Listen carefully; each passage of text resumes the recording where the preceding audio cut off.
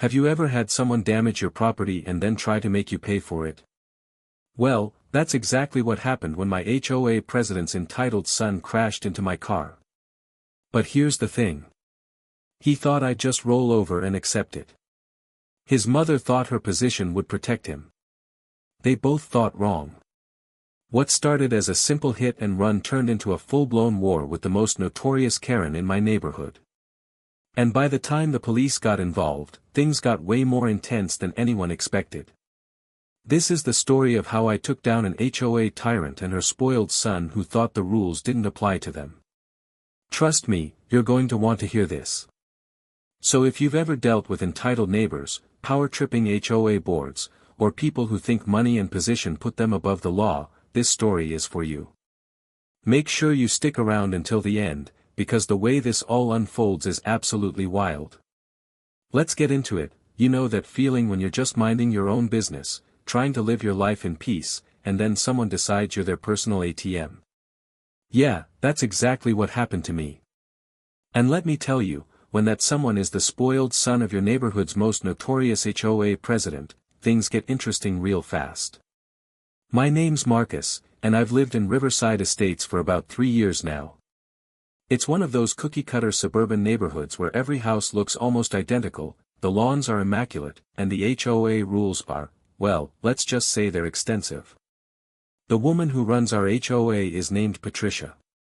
But everyone calls her Karen behind her back because, honestly, if there was ever a living embodiment of that stereotype, it's her. Patricia is in her mid-50s, always dressed like she's about to attend a country club luncheon, even when she's just checking mailboxes for violations. She's got that haircut, you know the one, and she carries a clipboard everywhere like it's a weapon. Her son, Brandon, is 23 and still living at home. This kid has never worked a real job in his life, drives a brand new BMW that mommy and daddy bought him, and treats the neighborhood like his personal playground. I'm talking parking across 2 spots, throwing parties that go until 3 in the morning, and generally acting like rules don't apply to him. Because in his world, they don't. The incident that started all of this happened on a Tuesday morning. I was getting ready for work, had my coffee in hand, and was walking out to my car when I noticed something was off. My car, a modest but well-maintained Honda Civic, had a massive dent in the driver's side door. Not just a little ding, we're talking a crater that looked like someone had backed into it with significant force. The paint was scraped off, the metal was crumpled, and I could see parts of the door frame were bent. My heart sank. I walked around the car, trying to process what I was seeing, when I noticed something on the ground. A side mirror.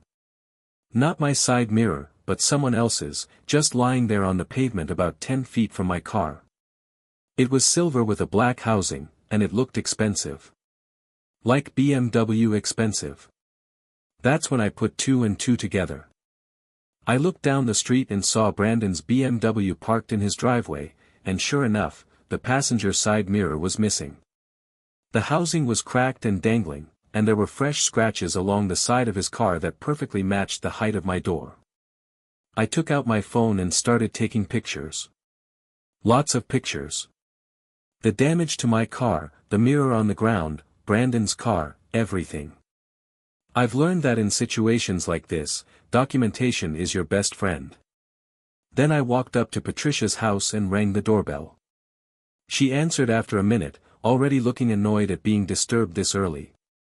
"Yes, Marcus," she said, in that tone that suggested I was wasting her valuable time. "Patricia, Brandon hit my car," I said calmly. "His mirror is on the ground next to my car, and there's significant damage to my driver's side door." She barely even glanced past me toward the street. "That's impossible," she said flatly. "Brandon was home all night. You must be mistaken." "His mirror is literally on the ground next to my car," I repeated. "And his car has matching damage." "Well, maybe someone else hit your car and it just happens to look similar," she said, already starting to close the door. "I need Brandon's insurance information." She actually laughed. Threw her head back and laughed. "You're not getting anything from us," she said. You can't prove anything. Maybe you should be more careful where you park. And then she closed the door in my face. I stood there for a moment, absolutely stunned. I've dealt with difficult people before, but this was a whole new level of audacity. I walked back to my car, picked up the mirror from the ground, and put it in my trunk. Evidence. Then I called the non-emergency police line to file a report. The dispatcher told me an officer would come out within the hour to document the incident. I called my boss to let him know I'd be late, and then I waited. Officer Rodriguez showed up about 40 minutes later.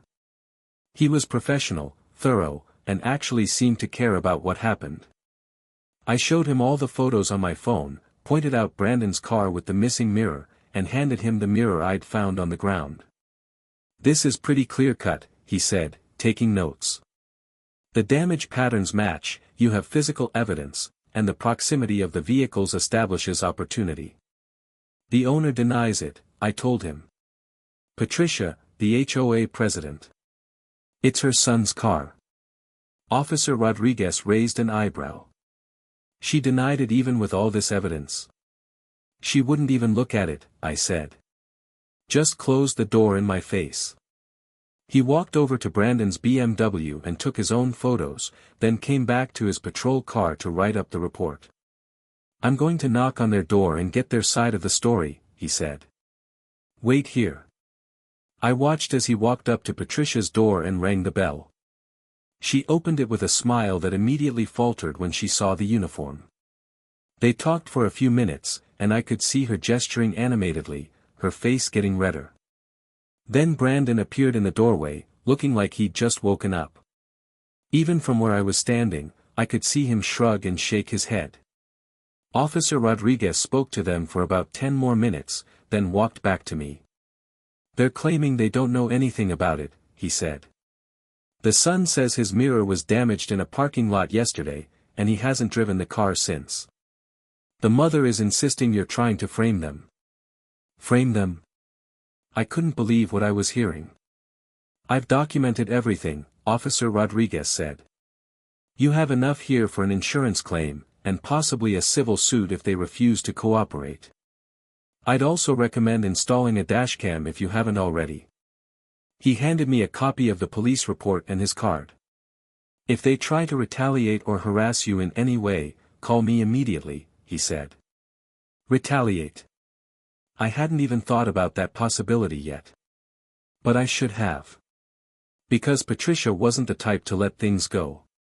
2 days later, I received a letter from the HOA. It was a formal violation notice, citing me for unauthorized vehicle repairs in the driveway and unsightly vehicle appearance. The fine was $250. I had to read it 3 times to make sure I wasn't hallucinating. They were fining me for having a damaged car, a car that was damaged by Patricia's son, in my own driveway. The letter stated that I had 72 hours to either repair the vehicle or remove it from the property, or face additional daily fines of $100. This was insane. I immediately called my insurance company and opened a claim. They told me they'd need the police report, photos, and an estimate from a body shop. The process would take time, and my deductible was $500. So I'd be out of pocket $500 for damage I didn't cause, waiting weeks for repairs, all while Patricia was threatening me with HOA fines. I wasn't going to take this lying down. I made copies of everything: the police report, my photos, the broken mirror, and Patricia's ridiculous violation notice. Then I posted it all on our neighborhood Facebook group with a detailed explanation of what happened. Within an hour, the post had over 100 comments. Turns out, I wasn't the only person who'd had problems with Brandon.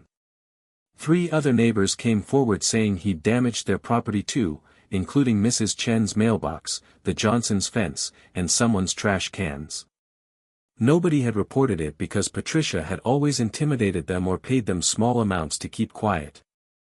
But now that someone was finally standing up to her, people were ready to talk. The Facebook post went viral within our community. People were sharing stories about Patricia's abuse of HOA power, her selective enforcement of rules, and Brandon's entitled behavior. Someone even shared security camera footage of Brandon driving recklessly through the neighborhood late at night. Patricia tried to have me removed from the Facebook group. When that didn't work, she posted her own response claiming I was spreading lies and harassing her family. That only made things worse for her. More people came to my defense, sharing their own experiences. The tide was turning, but Patricia wasn't done yet.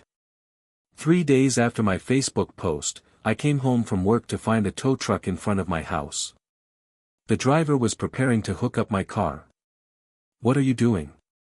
I shouted, running over. "Got an order to tow this vehicle," he said, showing me a work order. "Says it's abandoned and in violation of HOA rules."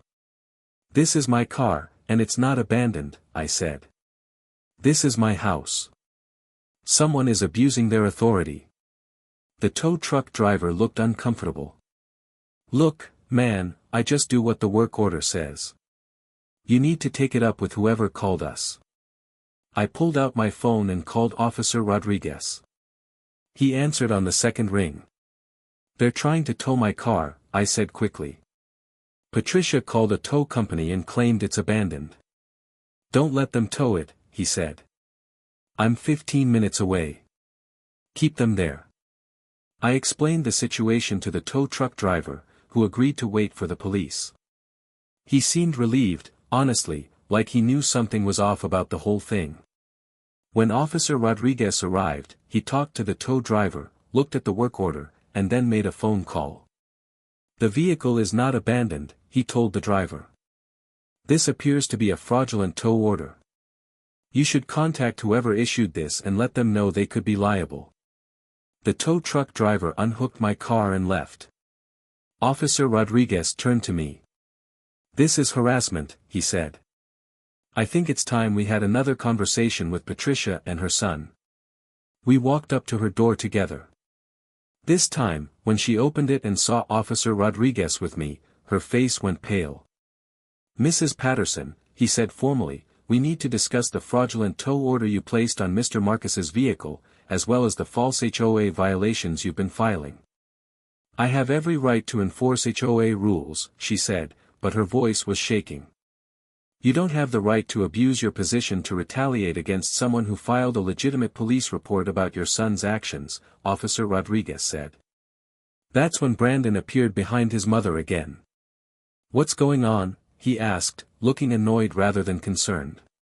"Your mother just attempted to have Mr. Marcus's car illegally towed," Officer Rodriguez said. Brandon actually rolled his eyes. "So? It's an eyesore. He should get it fixed." "It's damaged because you hit it," I said, my patience finally snapping. "Prove it," Brandon said with a smirk. Officer Rodriguez pulled out his phone and showed Brandon photos of his own car with the missing mirror. "I've documented everything," he said. "And I have the mirror you left at the scene as evidence. Now we can do this the easy way or the hard way." Patricia's face was bright red now. "Are you threatening us?" she demanded. "I'm explaining your options," Officer Rodriguez said calmly. "Option 1, Brandon provides his insurance information, you withdraw the false HOA violations, and this gets resolved civilly. Option 2, I start filing charges for filing a false police report, attempted theft by fraud regarding the tow truck, and we let the court sort it out." The silence that followed was deafening. Patricia looked at Brandon. Brandon looked at his phone, avoiding everyone's eyes. And I stood there, waiting to see what would happen next. Because something told me this situation was about to get a whole lot more complicated. Patricia's mouth opened and closed like a fish out of water. I could see the wheels turning in her head, trying to figure out how to spin this situation in her favor. But for once, she seemed to realize she was cornered. "This is absurd," she finally said, but her voice had lost its usual commanding tone. "You can't just come to my house and threaten me." "I'm not threatening you, ma'am," Officer Rodriguez said patiently. "I'm informing you of the legal consequences of your actions. There's a difference." Brandon suddenly pushed past his mother. "Fine, Whatever, he said. Just send us the repair bill and we'll think about it. Think about it? I repeated, incredulous. You hit my car. This isn't a negotiation. You don't even know it was me, Brandon shot back. Could have been anyone. Officer Rodriguez held up his phone again, showing the photos. Your mirror is on the ground next to his car, he said slowly, like he was talking to a child. Your car has matching damage. The paint transfer matches. This is about as clear-cut as it gets. I want to speak to your supervisor, Patricia said, pulling out her own phone. I know the chief of police personally. We play golf together. Officer Rodriguez didn't even blink. Go ahead and call him, he said. Chief Morrison and I work very well together. I'm sure he'd be interested to hear about this situation. Patricia's hand froze. She clearly hadn't expected him to call her bluff. I think we need to speak to our lawyer before we say anything else, she said, her voice tight. That's your right, Officer Rodriguez said. But I want to be clear, if I don't see a good faith effort to resolve this within 48 hours, I will be filing additional reports. And Mr. Marcus has every right to pursue civil action. He handed Patricia his card. Have your lawyer contact me, he said. And Mrs. Patterson? I'd strongly advise against any further retaliation. That includes HOA violations, towing attempts, or any other form of harassment. Are we clear? Patricia took the card without saying anything. Her jaw was clenched so tight I thought her teeth might crack. Brandon had already disappeared back into the house. Officer Rodriguez and I walked back to my driveway. Thank you, I said. Seriously. I don't know what I would have done if you hadn't shown up. Just doing my job, he said. But keep documenting everything. Every interaction, every letter, every conversation. If this goes to court, you'll want a complete record. You think it'll go that far? I asked. He looked back at Patricia's house. People like that don't like being told no, he said. She's used to getting her way. So yeah, I think this might get worse before it gets better. He wasn't wrong. The next morning, I woke up to find a bright orange notice stuck to my front door. It was another HOA violation, this time for excessive noise disturbance. According to the notice, I had been playing loud music at 2 in the morning and multiple neighbors had complained. The problem? I'd been asleep at 2 in the morning. I'd been asleep by 10:30, actually, because I had an early meeting. This was completely fabricated. I took a photo of the notice and sent it to Officer Rodriguez, along with a message explaining that I hadn't even been awake at the time in question. Then I posted it on the neighborhood Facebook group. Does anyone have security camera footage from last night between midnight and 3 a.m.? I wrote. I'm being accused of noise violations I didn't commit. Within 20 minutes, 3 neighbors responded. Mr. Harrison, who lived 2 houses down, had a Ring doorbell that captured part of my front yard. He sent me the footage. It showed my house, completely dark and silent, from 11 p.m. until 6 a.m. when I left for work. No cars coming or going, no lights on, nothing. Mrs. Chen had cameras too, and her footage showed the same thing. No activity at my house whatsoever. I compiled all the footage and sent it to Officer Rodriguez. This is harassment, he replied. I'm going to have another conversation with Mrs. Patterson. But before he could do that, things escalated in a way I never saw coming. That afternoon, I got a call from my insurance company. Mr. Marcus, the adjuster said, we've received some concerning information about your claim.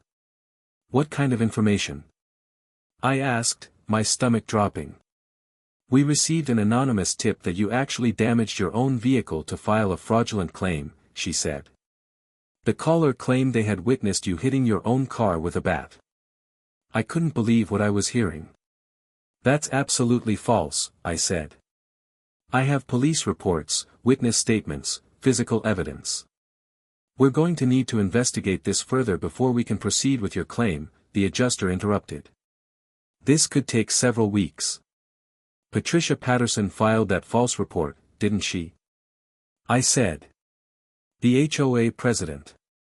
She's retaliating because her son hit my car. There was a pause. We can't disclose who filed the report, the adjuster said. But we do take all allegations seriously. I'll be in touch. She hung up. I sat there, phone in hand, absolutely furious. Patricia wasn't just trying to avoid paying for the damage anymore. She was actively trying to destroy my credibility and make me look like a criminal. I called Officer Rodriguez immediately and told him what happened. That's filing a false police report, he said. Or in this case, a false insurance report. Did they tell you who called it in? They wouldn't say, but who else would it be? I said. I'll make some calls, he said. This has gone beyond a simple property damage dispute. This is a pattern of harassment and retaliation. That evening, I decided I needed to take action beyond just reacting to Patricia's attacks. I started researching HOA laws in our state. Turns out, HOA presidents have a fiduciary duty to act in the best interest of the community, not their personal interests. Using HOA authority to retaliate against a homeowner is a violation of that duty. It's also potentially illegal. I found a lawyer who specialized in HOA disputes and made an appointment for the next day. The lawyer, Michelle Santos, listened to my entire story without interrupting. When I finished, she leaned back in her chair. You have an incredibly strong case, she said. Not just against Brandon for the property damage, but against Patricia for abuse of her position and harassment. What are my options? I asked. Several, she said, pulling out a notepad. 1. We can file a civil suit against Brandon for the property damage and legal fees. 2. We can file a separate suit against Patricia for harassment and abuse of HOA authority.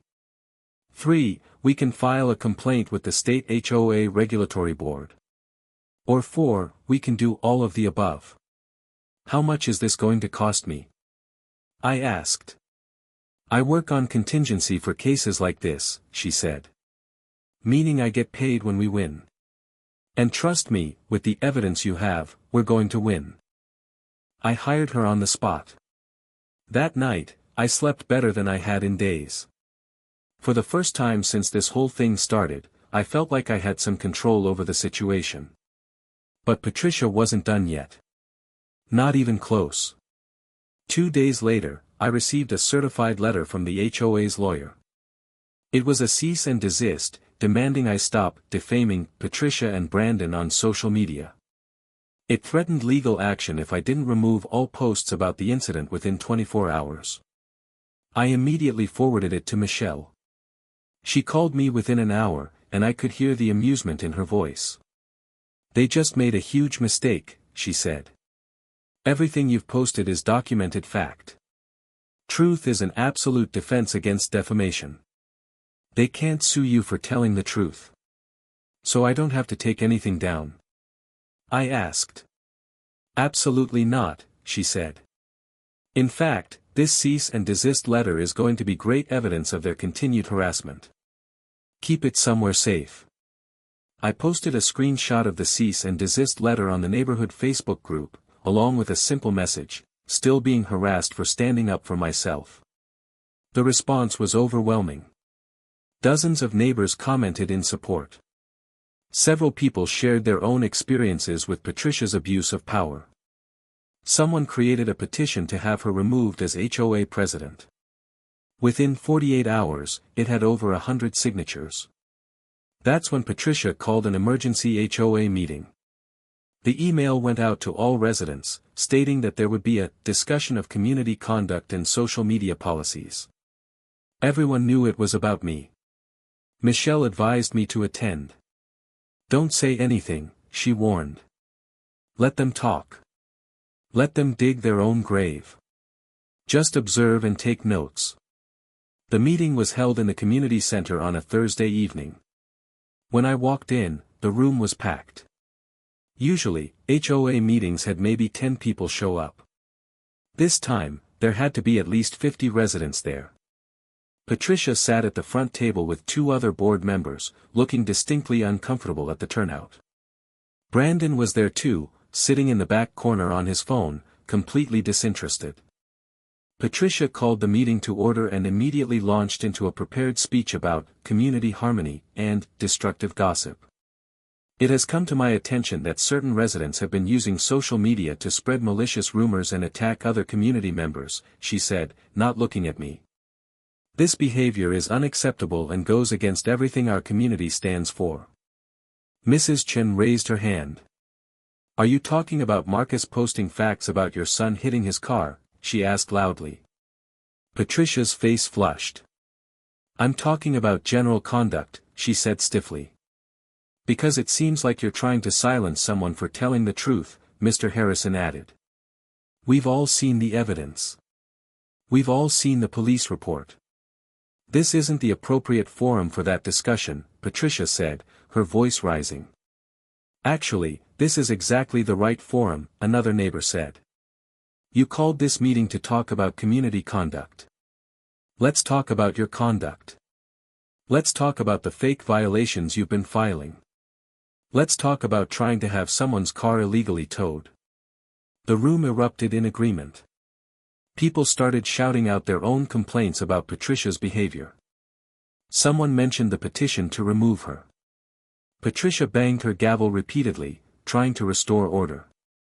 This meeting is about creating new social media policies, she shouted. Not about personal grievances. You mean policies to protect yourself from accountability, someone yelled back. One of the other board members, an older man named George, held up his hand. Patricia, I think we need to address the elephant in the room, he said quietly.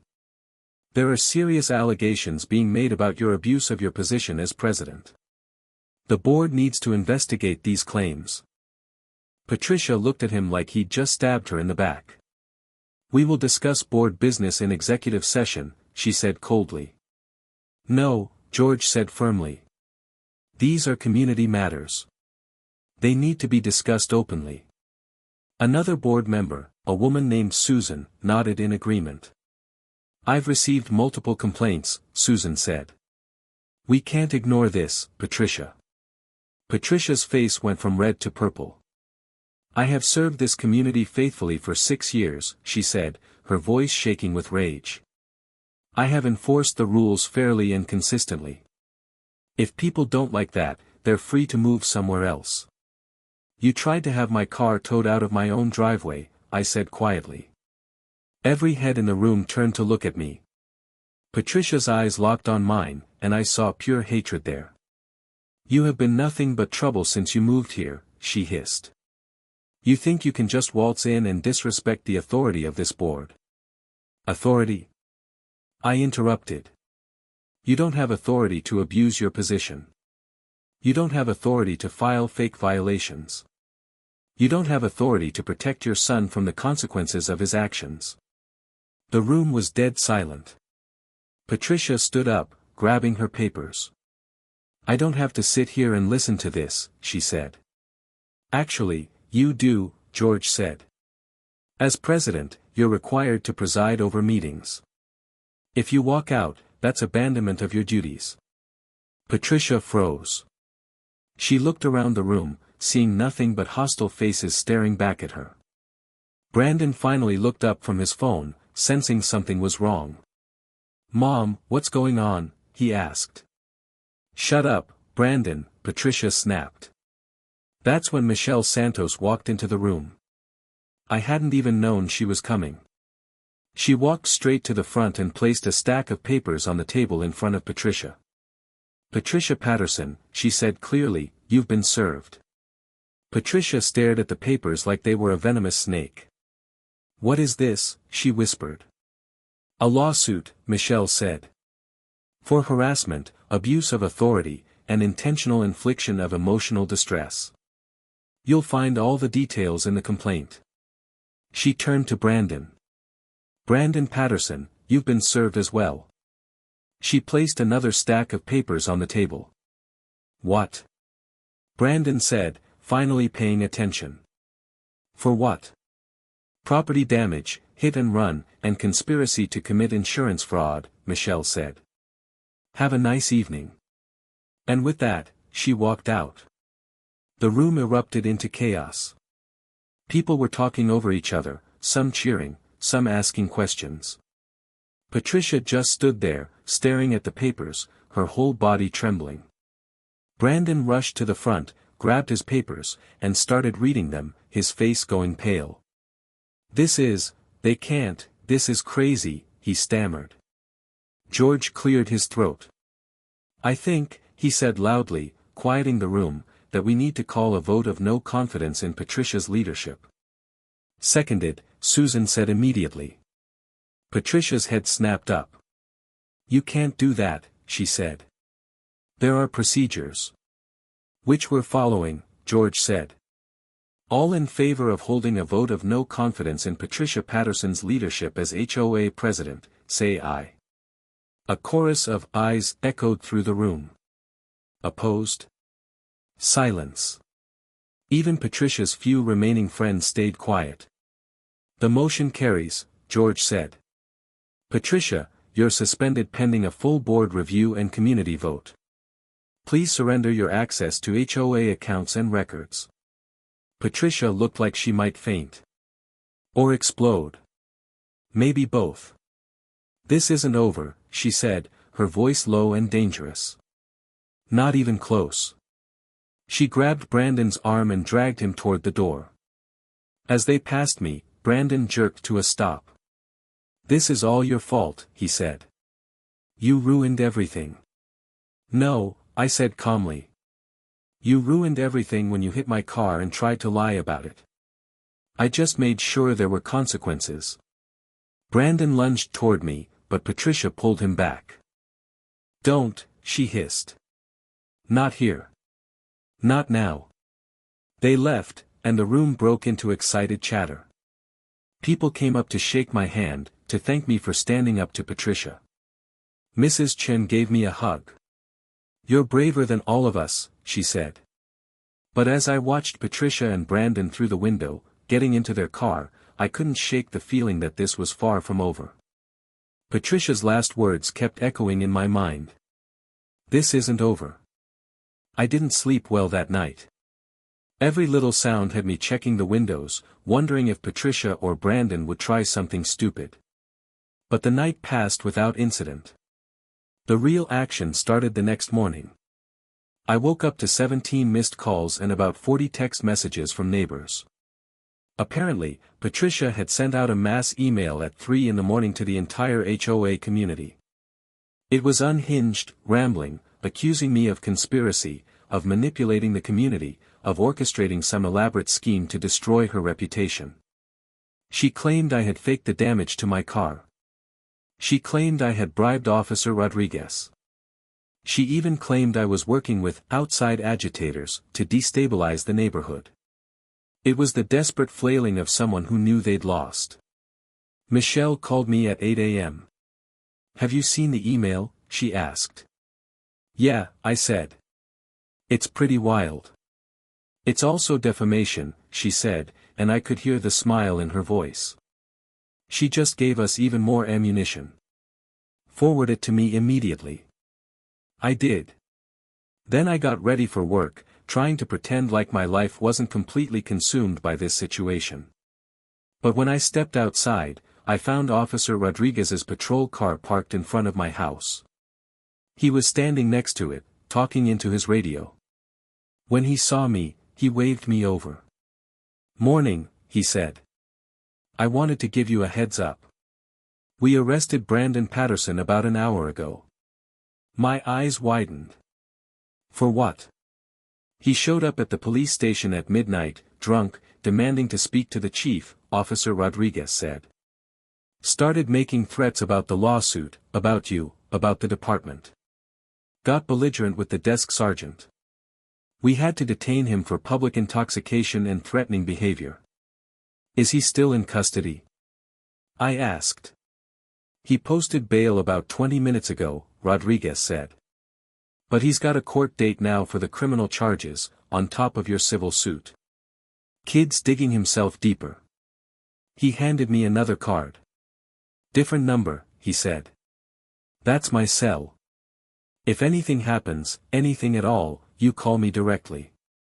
Don't wait. You think they'll try something? I asked. He hesitated. People who feel cornered do unpredictable things, he said carefully. Just be aware of your surroundings. I thanked him and headed to work, but I couldn't focus all day. My mind kept running through scenarios, wondering what Patricia's next move would be. Turns out, I didn't have to wait long to find out. I got home around 6 p.m. and immediately noticed something was off. My front door was slightly ajar. I know I locked it that morning. I always lock it. My heart started pounding. I pulled out my phone and called Officer Rodriguez. Don't go inside, he said immediately. I'm 10 minutes away. Wait for me. Those 10 minutes felt like hours. I stood on my lawn, watching my house, half expecting someone to come charging out. When Officer Rodriguez arrived, he brought backup. 2 patrol cars pulled up, and 3 officers approached my house with hands on their weapons. They cleared the house room by room while I waited outside, my stomach in knots. After what felt like an eternity, Officer Rodriguez came back out. House is clear, he said. But you need to come see this. I followed him inside. My living room had been trashed. Not just messy, but deliberately destroyed. The couch was slashed, stuffing pulled out. My TV was smashed. Picture frames were broken on the floor. But the most chilling part was what they'd spray-painted on my living room wall in big red letters, liar. We're processing this as a crime scene, Officer Rodriguez said. Breaking and entering, vandalism, criminal mischief. Do you have somewhere else you can stay tonight? I nodded, unable to take my eyes off the destruction. There's security camera footage from 3 houses on this street, one of the other officers said, walking in. We're getting copies now. Within 2 hours, they had what they needed. Mrs. Chen's camera had captured Brandon's BMW pulling up to my house at 2 p.m. Mr. Harrison's Ring doorbell showed Brandon forcing open my front door. And another neighbor's camera caught him leaving 20 minutes later, carrying a spray paint can. He'd been careless, angry, stupid. And now he'd committed a felony. Officer Rodriguez called me that evening while I was staying at a hotel. We arrested Brandon again, he said. This time for breaking and entering, vandalism, and criminal trespass. The evidence is overwhelming.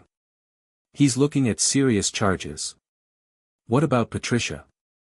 I asked. We're investigating her involvement, he said. If we can prove she knew about it or encouraged it, she'll face charges too. 2 weeks later, I was sitting in Michelle's office, going over the final settlement documents. Patricia and Brandon's lawyer had reached out, desperate to settle. Brandon was facing years in prison if convicted on all charges. Patricia was facing the loss of her position, her reputation, and potentially her house if she lost the civil suit. They wanted to settle everything. All of it. The settlement was substantial. Brandon's insurance covered my car repairs, plus all my legal fees, plus a significant amount for emotional distress. Patricia agreed to resign permanently from the HOA board and pay damages for harassment. She also had to send a formal apology letter to the entire community, admitting her abuse of power. Brandon pleaded guilty to reduced charges in exchange for probation, community service, and mandatory anger management classes. He also had to write me a personal apology letter. When I read it, I could tell his lawyer had written most of it, but there was one line that seemed genuine: I've never had to face consequences before, and I didn't know how to handle it. That was probably the most honest thing he'd ever said. The day the settlement finalized, the neighborhood threw a barbecue. Not for me, exactly, but it kind of turned into a celebration anyway. George had been elected as the new HOA president, and his first act was to revise the HOA bylaws to include checks and balances against abuse of power. Mrs. Chen brought homemade dumplings. Mr. Harrison grilled burgers. Kids played in the street while adults talked and laughed. It felt like a real community for the first time since I'd moved in. As the sun set, Mrs. Chen came over and sat next to me. "You know," she said, "you did something important here. You showed us we didn't have to be afraid of bullies." "I just wanted my car fixed," I said with a laugh.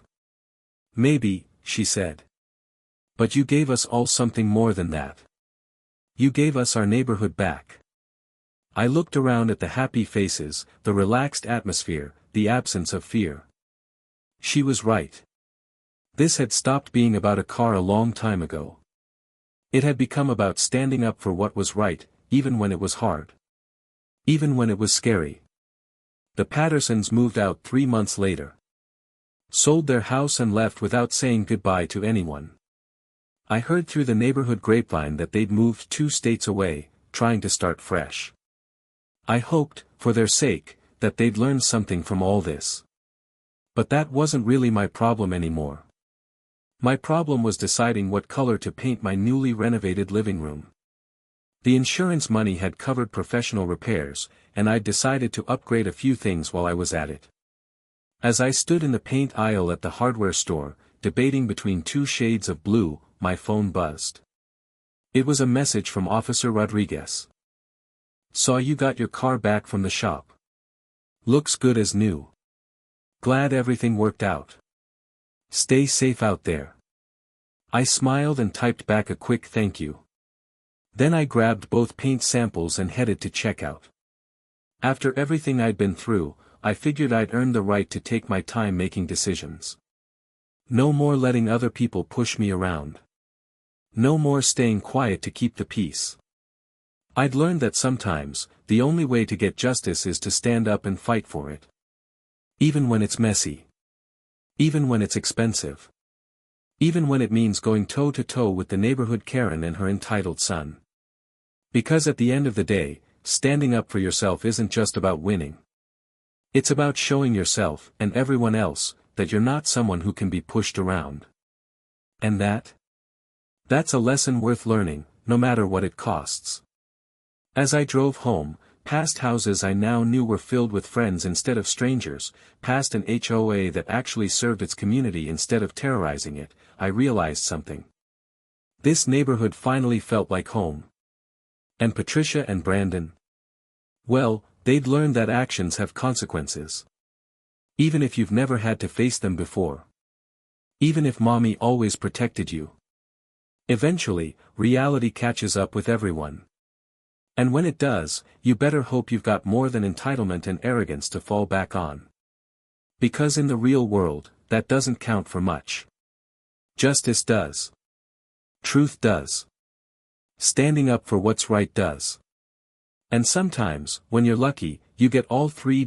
And that's how standing up to one entitled family changed an entire neighborhood. Sometimes the hardest thing to do is also the right thing to do. Patricia and Brandon thought they could bully me into silence. They thought their position and their attitude would be enough to make me back down. But they learned the hard way that actions have consequences. No matter who you are. No matter who your parents are. No matter what position of power you think protects you. The truth always comes out eventually. And justice, even when it takes time, is always worth fighting for. So if you're dealing with a similar situation right now, whether it's an HOA nightmare, an entitled neighbor, or anyone abusing their power, remember this story. Document everything. Stand your ground. Don't let anyone intimidate you into accepting something that's wrong. Because you deserve to feel safe and respected in your own home. If this story resonated with you, make sure to hit that like button and subscribe for more stories about standing up to entitled people. Drop a comment and let me know if you've ever dealt with an HOA Karen or an entitled neighbor. I read every single comment, and I'd love to hear your stories. And if you made it this far, thank you for watching. Seriously, it means the world. I'll see you in the next one. Stay strong out there. And something in her eyes told me she meant it.